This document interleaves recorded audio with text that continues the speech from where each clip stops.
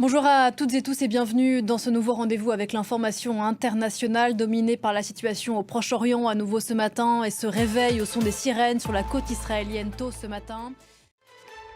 Il était 7 heures, heure locale ce matin à Tel Aviv quand les sirènes ont retenti. Les habitants de la cité balnéaire israélienne n'ont pas l'habitude que le fracas de la guerre résonne jusqu'à eux. C'est la première fois que le Hezbollah libanais vise Tel Aviv, de surcroît avec un missile sol-sol intercepté toutefois sans faire de dégâts. Sirène côté israélien, on affirme qu'un demi-million de personnes se sont réfugiées dans les abris. Nuit de terreur aussi côté libanais, marquée par de nouveaux bombardements sur les positions de la milice chiite dans le sud du Liban et à l'entrée de la banlieue sud de Beyrouth.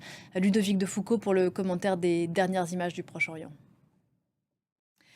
Les bombardements israéliens sur le sud Liban ont fait 500 morts en 48 heures, dont des civils. Ils ont aussi poussé sur les routes de l'Exode un demi-million de personnes. Les routes qui remontent du sud du Liban au nord sont complètement saturées. Écoutez l'envoyé spécial de France 24 à Beyrouth, Karim Yeyaoui.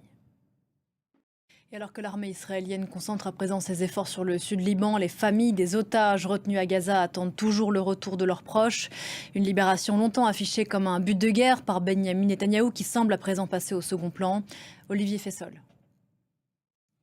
On l'a dit, ce Proche-Orient sur le feu est au cœur de la semaine diplomatique à New York où se tient l'Assemblée générale des Nations Unies. Ce mercredi qui marque le 40e anniversaire de Cécile Kohler, détenue, on le disait, en Iran depuis 2 ans et demi. Un rassemblement de ses soutiens est prévu aujourd'hui devant l'ambassade d'Iran à Paris.